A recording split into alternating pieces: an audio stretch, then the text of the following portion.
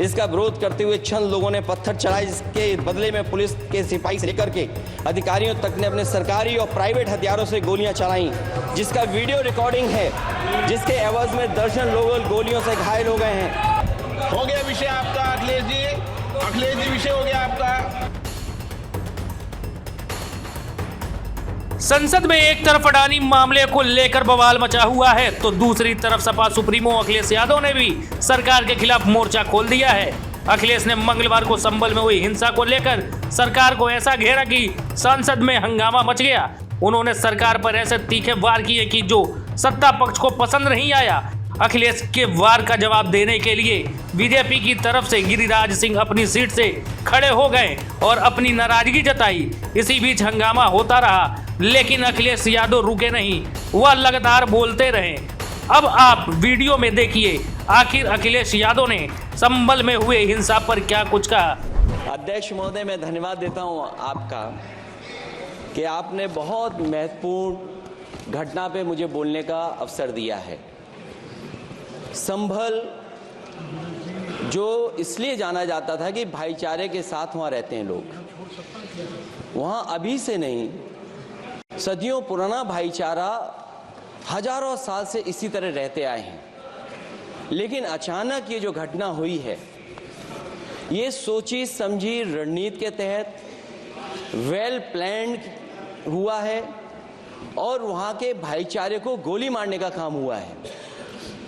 जो घटना हुई है वो सोची समझी साजिश है।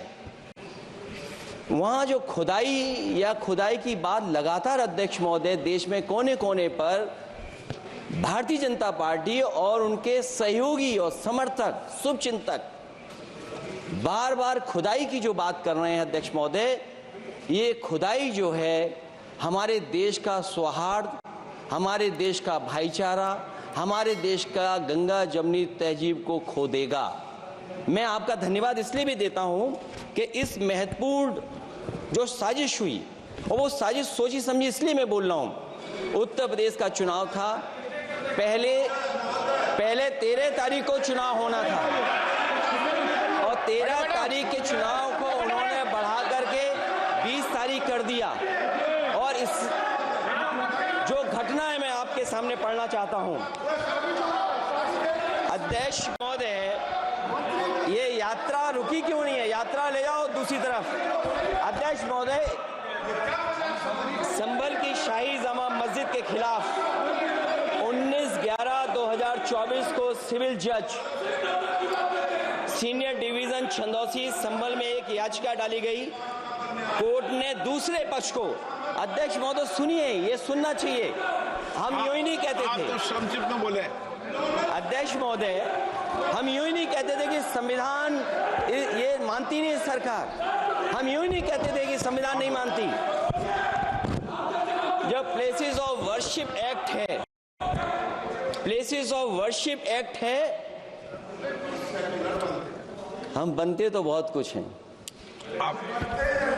संभल के शाही जामा मस्जिद के खिलाफ 19/11/2024 को सिविल जज सीनियर डिवीजन चंदौसी संभल में एक याचिका डाली गई। कोर्ट ने दूसरे पक्ष को सुने बगैर उसी दिन 19/11/2024 को सर्वे के आदेश दे दिए।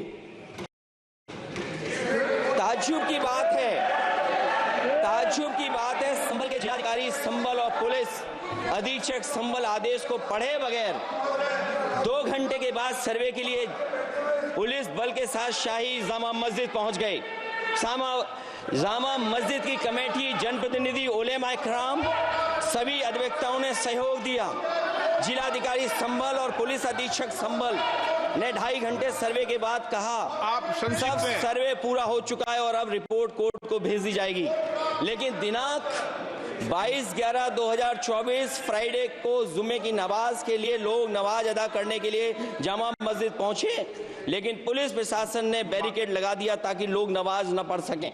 उसके बाद भी लोगों ने संयम बरतते हुए नमाज अदा की और किसी प्रकार का विरोध प्रदर्शन नहीं किया। 29/11/2024 को कोर्ट की अगली तारीख तय थी। शाही जामा मस्जिद की कमेटी और मुस्लिम समाज के सभी लोग कोर्ट में केस की पैरवी के लिए तैयारी कर रहे थे। परंतु दिनांक 23/11/2024 की रात पुलिस प्रशासन द्वारा कहा गया 24/11/2024 यानी अगले दिन सुबह को दोबारा सर्वे किया जाएगा।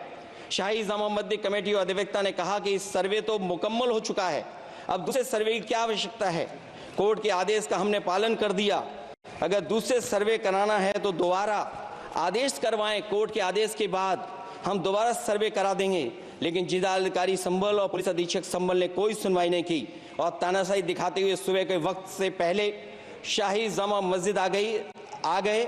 शाही जामा मस्जिद कमेटी और मुस्लिम समाज के लोगों ने फिर भी धैर्य रखा और दोबारा सर्वे के लिए अंदर ले गए। सर्वे के दौरान करीब 1.5 घंटा बाद जब जनता को सूचना मिली तो वो इकट्ठा होना शुरू हो गए। लोगों ने सर्वे का कारण जानना चाहा तो सर्किल ऑफिसर ने उनके साथ गाली गलौज की और लाठीचार्ज करवाकर बुरी तरह जख्मी कर दिया। इसका विरोध करते हुए चंद लोगों ने पत्थर चलाए, जिसके बदले में पुलिस के सिपाही से लेकर के अधिकारियों तक ने अपने सरकारी और प्राइवेट हथियारों से गोलियां चलाई, जिसका वीडियो रिकॉर्डिंग है, जिसके एवज में दर्जन लोग गोलियों से घायल हो गए हैं। 5 मासूमों जो कि अपने घर से सामान लेने के निकले थे, उनकी मृत्यु हो गई। संभल का माहौल बिगाड़ने में संभल का माहौल बिगाड़ने में याचिका दायर करने वाले लोगों के साथ पुलिस और प्रशासन के लोग जिम्मेदार हैं। इनको निलंबित किया जाना चाहिए और हत्या का मुकदमा चलाया जाना चाहिए, जिससे कि लोगों को इंसाफ मिल सके और आने वाले समय में कोई इस प्रकार की संविधान के खिलाफ और गैर कानूनी घटना को अंजाम न दिया जा सके। अध्यक्ष महोदय, ये लड़ाई दिल्ली और लखनऊ की है। No, please.